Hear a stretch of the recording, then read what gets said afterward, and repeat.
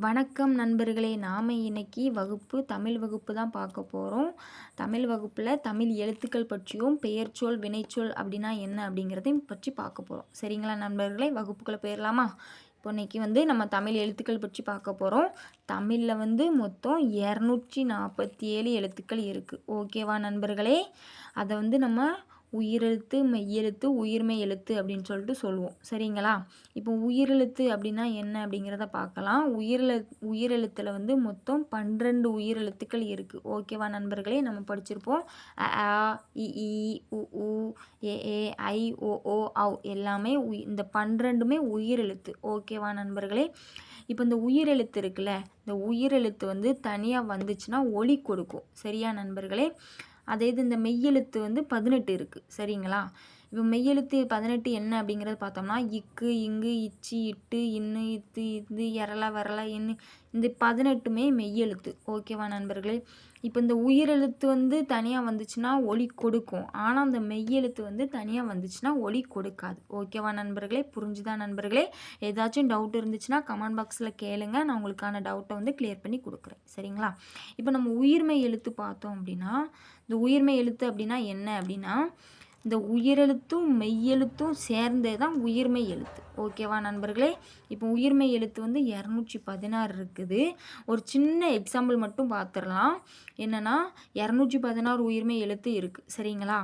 இப்போ K plus அ K, K plus ஆ கா, K plus இ கி. சரிங்களா? இதுதான் உயிர்மெய் எழுத்துக்கான ஒரு சின்ன உதாரணம். சரிங்களா நண்பர்களே? இப்போ தமிழ் இதில் கேள்விகள் கேட்பாங்க. தமிழ் உயிரெழுத்துக்கள் எத்தனை அப்படின்னா 12 உயிரெழுத்துக்கள் இருக்குது. தமிழ் மெய்யெழுத்துக்கள் எத்தனை அப்படின்னா 18 மெய்யெழுத்துக்கள் இருக்குது. சரிங்களா நண்பர்களே? அப்போ தமிழில் மொத்த எழுத்துக்கள் எத்தனைனா 247. சரிங்களா? உயிர்மெய் எழுத்து 216. இந்த எல்லாத்தையும் சேர்த்தது தான் தமிழில் மொத்தம் 247 எழுத்துக்கள் இருக்குது. ஓகேவா நண்பர்களே? இப்போ இப்படியும் கேட்பாங்க, உயிரெழுத்து கீழ்கண்டவற்றில் ஒரு 4 எழுத்து, இந்த 3 எழுத்தை சேர்த்து கொடுத்துட்டு இதில் உயிரெழுத்து எவை, மெய்யெழுத்து எவை, உயிர்மெய் எழுத்து எவை அப்படியும் ஆப்ஷனில் கேட்பாங்க. சரிங்களா? அதையும் பார்த்துக்கோங்க. உயிரெழுத்துனா எதெல்லாம், மெய்யெழுத்துனா எதெல்லாம், உயிர்மெய் எழுத்துனா எதெல்லாம் அப்படின்னு சொல்லிட்டு பார்த்துக்கோங்க. சரிங்களா நண்பர்களே? இப்போ நம்ம அடுத்த பெயர்ச்சொல்னால் இப்போ என்ன அப்படிங்கிறது பார்த்துடலாம். பெயர்ச்சொல் வினைச்சொல் பார்ப்போம். இப்போ முதல்ல பெயர்ச்சொல் பார்த்துடலாம். சரிங்களா? இப்போ பெயர்ச்சொல்னால் என்ன நண்பர்களே அப்படின்னா, ஒரு பெயரை குறிக்கக்கூடிய சொல் தான் பெயர்ச்சொல். சரிங்களா? இப்போ பெயர் என்ன, மனிதரை சொல்லலாம், சென்னை, புத்தகம், மரம், அன்பு எல்லாமே ஒரு பெயரை சொல்கிறதுனால இதை நம்ம பெயர் சொல் அப்படின்னு சொல்லிட்டு சொல்கிறோம். சரிங்களா? நமக்குள்ள சிம்பிளாக ஒரு லைனில் முடிஞ்சிடும். பெயரை சொல்லக்கூடிய சொல் பெயர் சொல். சரிங்களா? இப்போ பெயர் சொல்லின் வகைகள் பார்த்துடலாம். பொது பெயர், தனிப்பெயர், பொருள் பெயர், கருத்து பெயர், இதெல்லாம் பெயர் சொல்லின் வகைகள். சரிங்களா? இப்போ தமிழ்நாடு அப்படிங்கிறது தனிப்பெயர், மரம் அப்படிங்கிறது பொது பெயர். மரண்டு பொதுவாக தான் சொல்லியிருக்காங்க. இது எந்த மரம் அப்படின்னு சொல்லிட்டு சொல்லலை. ஒரு பெயரை வச்சு சொல்லியிருந்தாங்கன்னா, இப்போ வேப்ப மரம், ஆலமரம், புளிய மரம் சொல்லிட்டு சொல்லியிருந்தாங்கன்னா இது தனிப்பெயரில் வந்திருக்கும். பொதுவாக மரம் அப்படின்னு சொல்லிட்டு சொன்னதுனால இது பொது பெயர். சரிங்களா? இப்போ அன்பு சொல்லியிருக்காங்க. அன்பு, மகிழ்ச்சி, கோபம் எல்லாமே கருத்து பெயரில் வந்துடும். ஓகேவா நண்பர்களே? இப்போ மாணவன் சொல்லியிருக்காங்க. மாணவன் எந்த மாணவன் சொல்லிட்டு சொல்லலை, மாணவன் சொல்லியிருக்காங்க. அதனால் இது பொது பெயர். சரிங்களா மக்களே? இப்போ உங்களுக்காக சின்னதாக ஞாபகம் வச்சுக்கிறதுக்காக சொல்கிறேன். என்னென்னா, குறிப்பிட்ட பெயர் வந்துச்சுன்னா அது தனிப்பெயர். ஓகேவா நண்பர்களே? பொதுவாக எல்லாருக்குமே பொருந்தினா அது பொது பெயர். கண்ணுக்கு தெரியாத உணர்ச்சி, இப்போ உணர்ச்சி அப்படி பார்த்துக்கிட்டோன்னா நம்ம கருத்து பெயர். சரிங்களா? உணர்ச்சி அப்படின்னா அன்பு, மகிழ்ச்சி இதெல்லாமே சொல்லுவோம். இப்போ நம்ம ஒருத்தங்களுக்கு அன்பு என்னென்னா நம்ம எப்படி வெளிப்படுத்துவோம், நம்ம செயல் மூலியமாக தான் வெளிப்படுத்துவோம். சரிங்களா? அப்போ அது ஒரு வகையான உணர்ச்சி தான். சரிங்களா? கோபமும் ஒரு வகையான உணர்ச்சி தான், மகிழ்ச்சியும் ஒரு வகையான உணர்ச்சி தான். அது எல்லாமே நம்ம ஒரு வகையான உணர்ச்சி. அதான் கண்ணுக்கு தெரியாத உணர்ச்சி எல்லாமே கருத்து பெயரில் வந்துடும். சரிங்களா? இப்போ இந்த சென்னை, புத்தகம், மகிழ்ச்சி, காவிரி, குழந்தை, கோபம், மேசை எல்லாமே பொருள் பெயர், தனிப்பெயர், இந்தியா தனிப்பெயர் எல்லாமே. இதெல்லாம் சின்ன சின்ன எக்ஸாம்பிள் உங்களுக்கு புரிஞ்சிருக்காங்க தான். சரிங்களா மக்களே? இந்த வீடியோவில் ஏதாவது டவுட் இருந்துச்சுன்னா நீங்கள் கமெண்ட் பாக்ஸில் கேளுங்க. நான் உங்களுக்கு டவுட்டை கிளியர் பண்ணி கொடுக்குறேன்.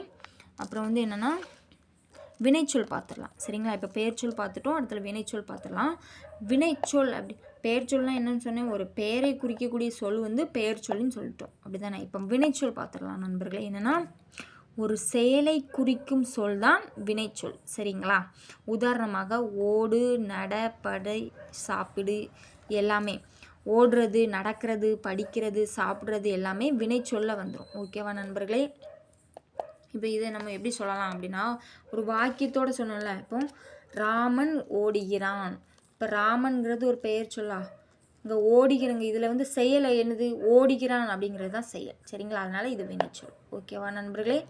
அவள் படிக்கிறாள். அவள்ங்கிறது பெயர் சொல். படிக்கிறாள் அப்படிங்கிறது என்னென்னா செயல். ஒரு செயலையை வந்து சொல்கிறோம். படிக்கிறாள் அப்படிங்கிறது செயல். அதனால் இது வினைச்சொல். நான் சாப்பிடுகிறேன். சாப்பிடுகிறேன் அப்படிங்கிறது வினைச்சொல்ல வந்துடும். ஓடுகிறேன், சாப்பிடுகிறேன், படிக்கிறேன், எல்லாம் படிக்கிறாள், பாடுவாள், எல்லாமே ஒரு செயலை குறிக்க இந்த மாதிரி செயல் தான் வந்து வினைச்சொல். சரி, ஓகேவா நண்பர்களே? இப்போ வினைச்சொலுக்கு வந்து இப்போ இதில் கொஸ்டின் வந்து எப்படி கேட்பாங்க அப்படின்னு பார்த்தோம்னா, வினைச்சொல்னால் எது அப்படின்னு சொல்லிட்டு கேட்பாங்க. சரிங்களா? ஆப்ஷன் கொடுத்துருவாங்க. 4 ஆப்ஷன் கொடுத்துட்டு, இப்போ பள்ளிங்கிறது செயலில் வராது, மரங்கிறது செயலில் வராது, புத்தகமும் செயலில் வராது. ஓடு அப்படிங்கிறது தான் செயலில் வரும். ஓடுகிறான், ஓடுறது, இதுதான் வினைச்சொல். சரிங்களா? இப்போ வினைச்சொல் அல்லாதது, வினைச்சொல் இல்லாதது அப்படின்னு சொல்லி பார்த்தோம்னா, நடக்கிறது வந்து வினைச்சொல்ல வந்துடும், படிக்கிறதும் வினைச்சொல்ல வந்துடும், சாப்பிட்றதும் நாய் தான் வினைச்சொல் இல்லாதது. சரிங்களா நண்பர்களே? மிச்சம் 3மே வினைச்சொல்ல வந்துடும். இப்போ வந்து வாக்கியத்தில் உள்ள வினைச்சொல் எது அப்படின்னு சொல்லிட்டு கேட்பாங்க. மாணவன் பாடம் படிக்கிறான். இப்போ மாணவன் அப்படிங்கிறது பாடம் வராது. இந்த ரெண்டுமே செயலை இது இந்த வாக்கியத்தில் எது வந்து செயல் அப்படின்னு பார்த்தோம்னா, படிக்கிறது தான் வந்து செயல். ஓகேவா நண்பர்களே? அதனால் இப்போ படிக்கிறான், மாணவன் பாடம் படிக்கிறான், படிக்கிறான் அப்படிங்கிறது வினைச்சொல். சரிங்களா நண்பர்களே? இந்த வீடியோ பிடிச்சிருந்துச்சுன்னா லைக் பண்ணுங்கள், ஷேர் பண்ணுங்கள், சப்ஸ்கிரைப் பண்ணுங்கள், கமெண்ட் பண்ணுங்கள். உங்களுக்கு ஏதாச்சும் டவுட் இருந்துச்சுன்னா கமெண்டில் சொல்லுங்கள், நான் கிளியர் பண்ணி கொடுக்குறேன். நன்றி. அடுத்த கிளாஸில் பார்க்கலாம். ஓகேவா?